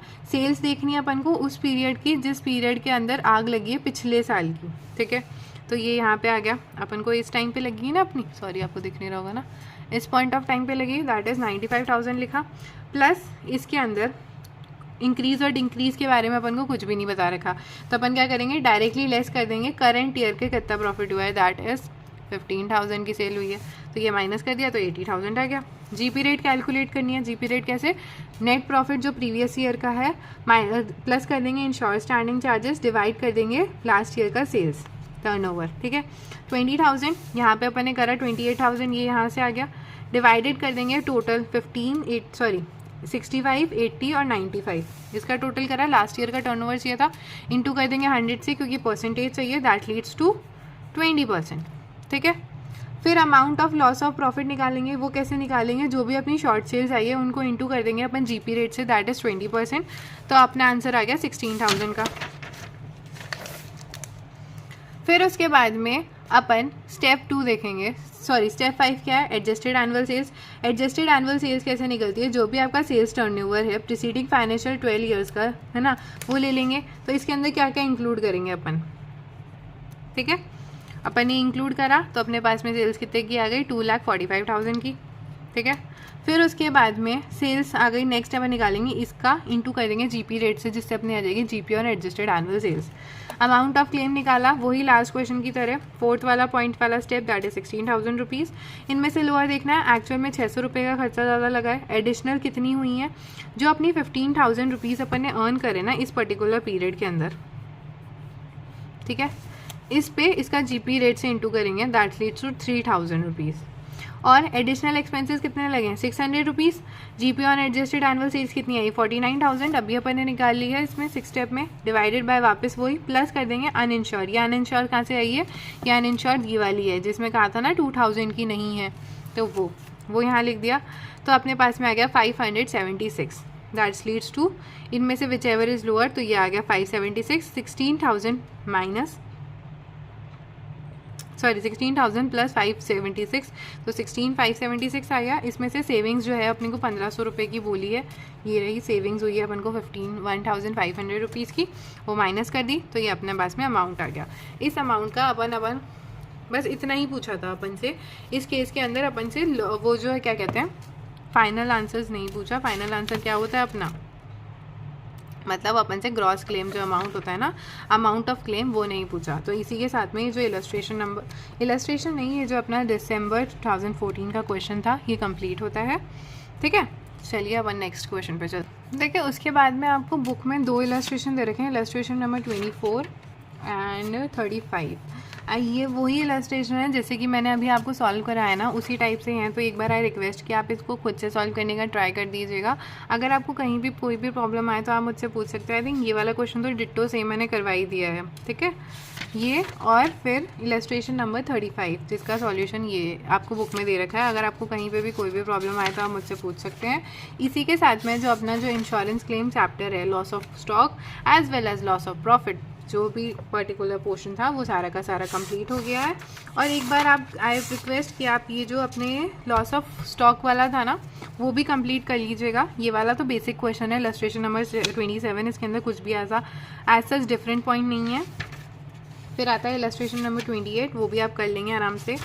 इलस्ट्रेशन नंबर 29 जो है वो इम्पॉर्टेंट है, आप एक बार इसको देखिएगा, क्योंकि इसके अंदर जो है ना 29 के अंदर इलस्ट्रेशन में, इसमें आपका ऑन कॉस्ट और ऑन प्रॉफिट ऑन सेल वाला जो था ना 50 डिवाइडेड बाय 100 तो अपनी कॉस्ट होती है सेल्स, उस तरीके से ये क्वेश्चन है। तो आप इसको एक बार खुद से सॉल्व करने का ट्राई कर लीजिएगा। अगर आपको प्रॉब्लम आ रही हो तो आप मुझसे पूछ लीजिएगा। नेक्स्ट इलस्ट्रेशन नंबर 30 है, उसके अंदर सारा कॉन्सेप्ट वो का वही है, बस एक इतना सा चेंज दे रखा है कि इसके अंदर जो आपका ये 1,44,000 रुपीज़ की आपको ओपनिंग स्टॉक दे रखा है। तो वो जो ओपनिंग स्टॉक था लास्ट ईयर क्या था, वो 90 मतलब 10% लेस में हो रखा था, यहाँ पे दे रखा है 10% लेस है, मतलब वो 90 की वैल्यू पे था। बट करंट ईयर में जब अपन इस चीज़ को लिखेंगे ना, वो कितने पे लिखेंगे, 100 पे लिखेंगे। तो इंटू कर देंगे 100 पे, क्योंकि अपन ने ये पढ़ा था कि जब भी अपन इन चीज़ों की एंट्री करेंगे तो ओरिजिनल कॉस्ट पे करते हैं, ठीक है। तो वो हो गए, इस तरीके से अपना 160 निकला था। और वही सेम जो इम्पैक्ट है वो आपका क्लोजिंग स्टॉक में भी पड़ेगा। लास्ट ईयर का क्लोजिंग स्टॉक जो है वो इंक्रीज़ हो गया था 10%। तो ये जो है 2,42,000 जो आपको क्लोजिंग स्टॉक दे रखा है लास्ट ईयर का, वो 110 का है, लेकिन अपन को ओरिजिनल पे ही करना है, तो इंटू करेंगे 100 से। बस इसमें यही पॉइंट इंपॉर्टेंट है, बाकी सारा का सारा जो भी क्वेश्चन है 30 वाला वो डिट्टो सेम है। Then we have illustration number 31, easy question है, आप आराम से कर सकते हैं। इलस्ट्रेशन नंबर 32 भी कर लीजिएगा एक बार आप, इसके अंदर एबनॉर्मल और नॉर्मल लॉस का करके तरीके से क्वेश्चन है, ठीक है, ठीक है। तो आप एक बार अपने स्टडी मटेरियल के इलस्ट्रेशंस को भी देख लीजिएगा। साथ ही साथ मैंने आपको स्कैनर के क्वेश्चंस, मतलब एक तरह में सजेस्टेड जो है, सजेस्टेड में स्कैनर सेम बात होती है, वो मैंने आपको क्वेश्चन सॉल्व करवाए हैं, अच्छे अच्छे क्वेश्चन सॉल्व करवाए हैं। आप एक बार इनका खुद से भी प्रैक्टिस करिएगा ज़रूर। एक बार आप जब तक आप खुद से हाथ से नहीं करोगे तब तक आपको थोड़ी प्रॉब्लम आएगी, जस्ट बिकॉज इसमें स्टेप्स है। अगर आपने वो स्टेप्स जो मैंने आपको बताया है, वो स्टेप्स अगर आपने प्रॉपरली फॉलो कर लिए तो आपका ये चैप्टर आपको सबसे ईजी लगने लग जाएगा। बहुत बच्चों को ये चैप्टर बहुत हार्ड लगता है, बट ये इतना हार्ड नहीं है, इट्स टू वे ईजी, आप आराम से कर सकते हैं। और बाकी अगर आपको कोई भी प्रॉब्लम आ रही है तो आप नीचे कमेंट्स में बता सकते हैं। अगर आप मुझे किसी टाइप का सजेशन देना चाहते हैं तो भी आप मुझे नीचे बता सकते हैं कमेंट्स में। I try to reply as fast as possible, ठीक है। और अगर आपको कोई पर्टिकुलर चैप्टर चाहिए फाइनेंशियल अकाउंटिंग के अंदर तो आप मुझे बता सकते हैं, मैं उसका वीडियो पहले अपलोड कर दूंगी। वैसे मैं फाइनेंशियल अकाउंटिंग के अंदर मेजॉरिटी ऑफ पोर्शन जितने भी चैप्टर्स है वो सबकी वीडियो प्रोवाइड करने वाली हूँ आपको। ये पूरी सीरीज़ होगी जो कि आपके लिए फुल्ली बेनिफिशियल रहेगी, जस्ट बिकॉज आपके एग्ज़ाम्स आने वाले हैं अब, ठीक है। तो इसी के साथ में ये वीडियो कंप्लीट होती है। और अगर आप यहाँ तक पहुँचे हैं तो प्लीज़ इस वीडियो को लाइक ज़रूर करिएगा। It's just give me a motivation to make more videos for you, ठीक है। अगर आपको ये वीडियो अच्छी लगी हो तो please like share and subscribe, ठीक है। Thank you.